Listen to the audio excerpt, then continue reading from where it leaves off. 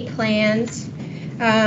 We'll continue the urban design discussion we've been having about Grayswood Road, but we've already begun that, and that's in process. And the project will also need approval of a stormwater management concept plan before we can move forward with it.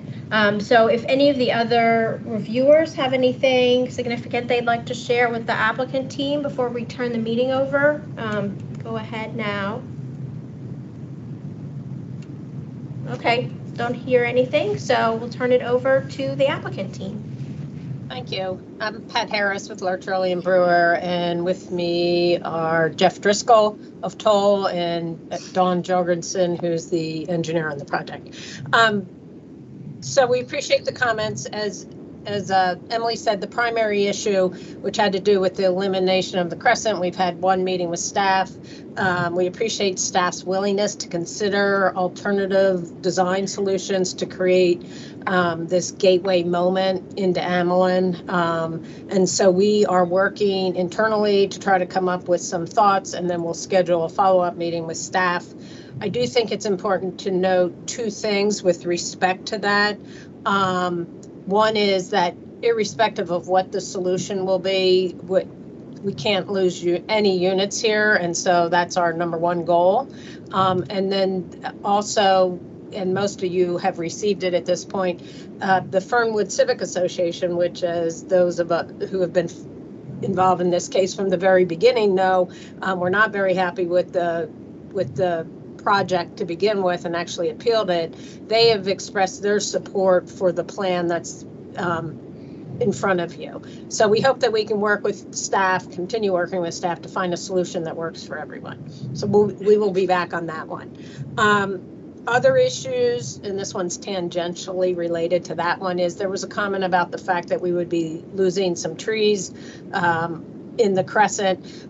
Rest assured that if the crescent is removed, the trees that are located within the crescent can be relocated into the vicinity of whatever additional open space we're providing. So there will not be any net loss of trees. Moving on to the issue of a potential forest conservation easement amendment. I had sent to, I believe it was Emily, and Emily, I think you had sent it off to others, including Amy, to show that the outfall area is almost essentially identical to what we had previously provided. And then in terms of the changes in any trails, in order to accommodate the revised plan, there was changes to the lead-in trails, and then we also eliminated a bench. But other than that, there were no changes to the trail system. So Amy, I don't know if you can sort of further shed light on what you were focusing on, or whether, what your concerns were. We don't think an amendment's needed, but, we want to work that out with you. Sure, I can, because I have had a chance now. Unfortunately, whenever I made those comments, I was actually doing it from my laptop screen, which made it very difficult because of the way the plans are set up. It's not possible to overlay them, right? They're located differently, and there's no way to line it up. So I can tell you now, having looked at it closer, it looks like you're holding to the same LOD, and the easement line is the same. It looks like there are some changes to the grading, though, that are occurring in that area. So we may actually want to look at changes to the planting plan, because as you know, that there are areas that are inside that LOD that are in a Category 1 conservation easement. So I think that perhaps there needs to be an exhibit, because it's possible the LOD needs to change, right? If LOD doesn't need to be there, then it should be restrained. If impacts to trees aren't necessary, then that's something we should change. So I just think, I don't think it's a huge issue, but trails are per the approved plan, right? Any trail through a conservation easement is per the approved plan. And now we have a situation where the site plan is going to differ considerably from the approved forest conservation plan. When that happens, we start going down this road of plans just not matching up. When the forest conservation inspector is out in the field, he's got the forest conservation plan. He or she has the forest conservation plan, not the site plan. So I think it's important, even if there doesn't need to be a formal amendment, there at least needs to be an overlaid plan that shows on the forest conservation plan, not just on the site plan, exactly what these changes are, because that is what the inspectors will be going with. I also think that it is important to look at that LOD again, because if you've changed the disturbance within the LOD, then the LOD might need to change. If you don't need the LOD, then let's get rid of it, let's rein it in. Okay, so I think, and Dawn, I'm sort of looking at you, but I think we understand what you're looking for. If we need follow-up, we can, Amy will contact you directly. Sure, sounds great. Okay. You'll also be happy to know, Amy, that you made the comment about no more red maples, and we will accommodate your wish on that one. Thank you. We have so many of them in the county. Then there was an addition of, there was a plan that showed additional street trees, and we will do whatever we can to provide those additional street trees, but I think they cannot interfere with the Montgomery County / DPS's requirements regarding site distance and not planning over utilities. So you didn't have that information on that plan where you showed the additional trees. So while we will take another look at it, but I can assure you that we're not going to be able to provide all the trees that are on that plan, but we'll look at it and do it. There was a comment about bumping out at lots 2 and 4. First of all, and there were a couple comments actually that referred to things that we weren't changing. This was an example of one of them. And so we're not making any changes near lots 2 and 4, but more importantly, the road's already built. So that we can't, I think, unfortunately, that's water under the bridge at this point. We're not going to go back and revise a built road. And then the final comment that we had was, and it's similar, is there were comments about the alley screening that we are providing. That was previously approved on the old site plan, but the comment this time was, oh, can you take another look at those and try to connect the screening to the adjacent structures? But that does not work in most of the circumstances because two things. One is either we're cutting off the end of the alley, or there's a transformer that one of the purposes of the screen is to hide the transformer, and now the transformer is going to be on the outside of the screen. So we had previously strategically placed the screening to be at the ends of the alley and hide the transformers. There was also a comment about providing additional landscaping on the outside of the screening to sort of soften them, sort of foundational plantings. Some of those areas are within the PUEs located right there, but to the extent we can add some ground cover or, certain types of soft plantings, we can do that. Yeah, Pat, that was a comment from the design team, and it was part of the revised drawing. So we thought that those are like additional stuff that you are adding. So it shows in our E-plan as a revised drawing. So that's why we comment on it. And the way that your graphic shows, it looks like those mark area that is going to be screening was not attached to the building. So that comment's related to that one. But as much as the screen can be the continuation of the building wall, I think that would create a better screening rather than something that poking out from the building. But I think maybe it showed on the plan that as if it were a new thing, but it wasn't. I mean, that was part of the prior site plan that was approved. So, okay. a couple of things here. I think one, we need to just ensure that is the case, because when we looked at it, we got the impression that it was a new thing. Okay. And then Number two, I think the transformers and stuff are not shown on the drawing, so we had no context of why the screen was floating in space. Yeah, okay, So understood. I think maybe Pat, more information on this and a little bit more detail on what these fences actually look like, and how they work with the transformers would be helpful. Okay. We can Yeah, provide thank you, that. Pat. Okay, yes. And I think Dawn or Jeff, you can shake your heads if you don't want to unmute yourselves, but is there anything else that we overlooked? Or were those the major comments? I think those are the major comments. okay. For those with respect to the Crescent issue, we hope to get back to you in the next 2 weeks or so. Once like I said, we're looking at a couple different things, so we'll come back to you. And we would like to take you up, Atul, on the idea of a design workshop.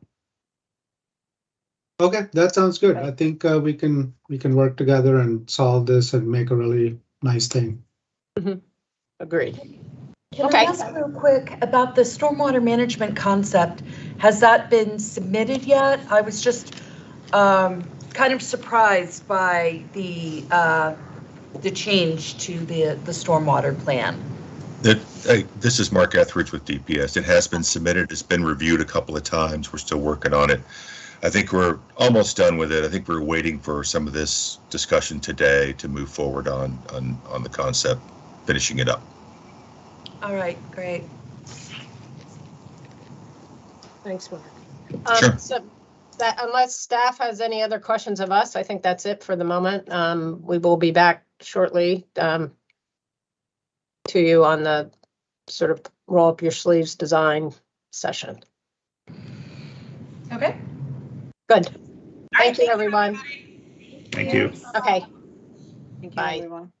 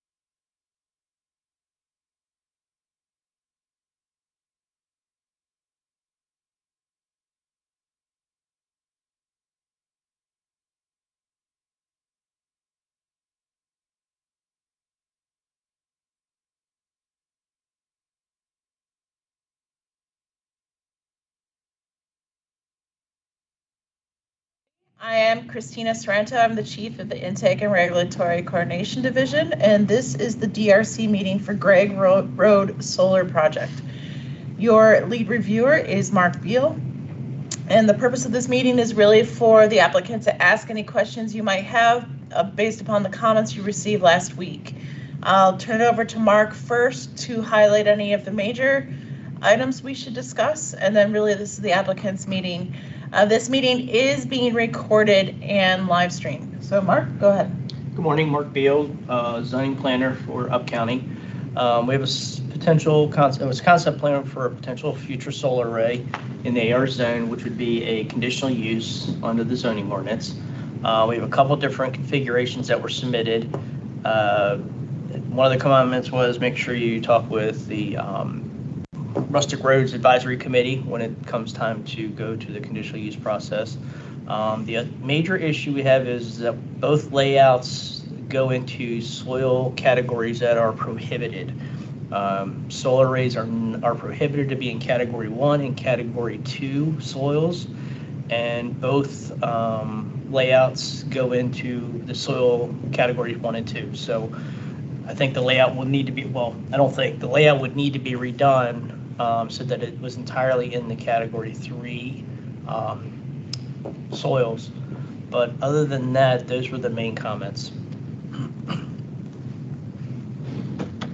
Questions? Thanks, Mark. This is Peter Safari from McMillan Metro. So we can start there on the soil classifications. We spent a little bit of time with the code on this. One question that we have is, so the soil classification, the way it's used in the code, what they seem to be talking about is land capability, which is a little different than the description of soil types that we're all probably more used to. And in looking those over, what we noticed is that there's a really fine distinction between class 2 and then class 3 and 4. And so, we haven't made any conclusions on our end of things, but we're curious to know how much leeway there is to have these classifications further reviewed, and whether if there's any room for change as determined either by the department or by our consultants, whether there's flexibility under the code language. As far as being allowed to be in the category 2, or as far as the category 2 should be a category 3? As far as the category 2 should either be a category 3 or has all the characteristics of a category 3. The categories we get we're actually in the there's actually I think it's from the U.S. Soil Conservation District or something, and that's where we go with that. So the 2C, 2B, 5B, that's where it's determined as to what classification it is under the U.S. regulations. So if you feel that we would, to be honest with you, it would need to be worked out between the applicant and the Soil Conservation District and the Montgomery County Agriculture, Department of Agriculture, because actually we confirmed this information that we gave you with Jeremy, Chris, and Mike Shuffle at the Office of Agriculture. So it's going. We're not the soil experts. You're going to need to get them to agree or disagree with what you're saying in order for us to be able to. Well, we wouldn't recategorize it. I mean, there's a specific list. I don't know if you're familiar with it or not. I can pull it up, but that tells us what the categories are, and that would be it is if I'm not mistaken, it's in the Montgomery County Code, but not in the zoning ordinance, but in the county code. But I believe they are U.S. recognized soil categories, if I'm not mistaken. But you would need to work with the Soil Conservation District and the Office of Agriculture. And this is Josh Penn. I'll just add in there, historically, we've always gone as mapped as being the correct, because there's always discrepancies between mapped and on the ground. But for terms of code and regulatory actions, we've always been what is mapped is what it is. Thanks, Josh. That's helpful.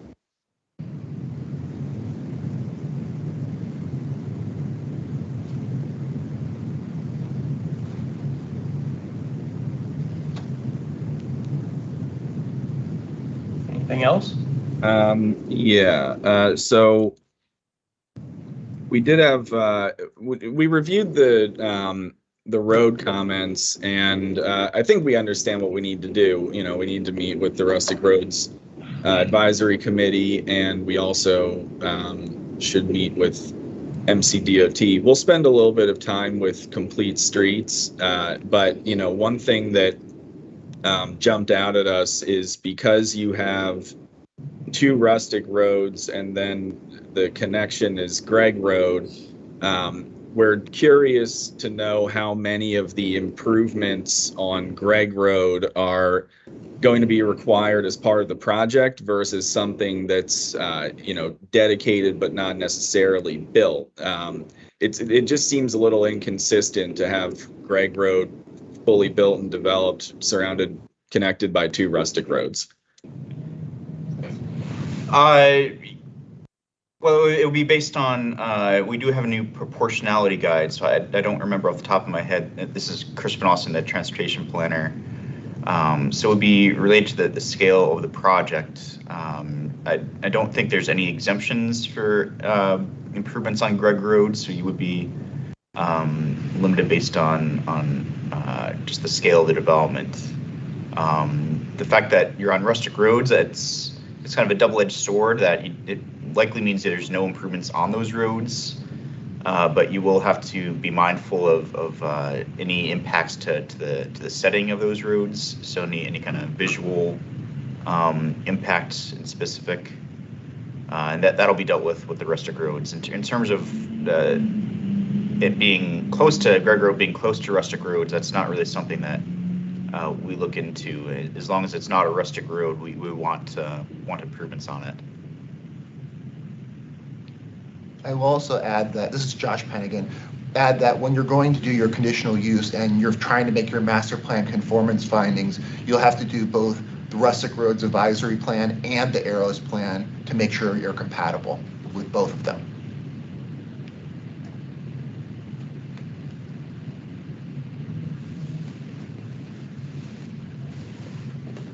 Thank you.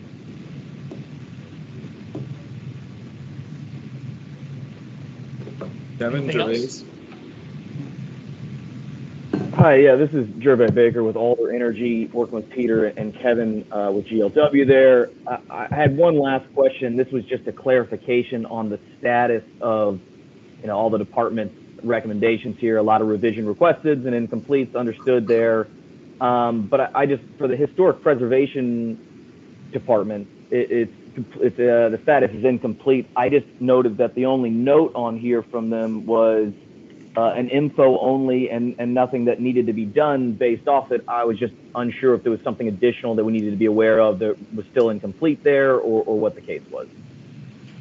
They may have just not done the review, but you got the comments, so you can go with the comments. I don't think that's fine. Just wanted to clarify, make sure we weren't missing something. Did you see the fire marshal's comments, by the way? Yes, we did. That makes a great deal of sense. As noted, we have 2 designs here.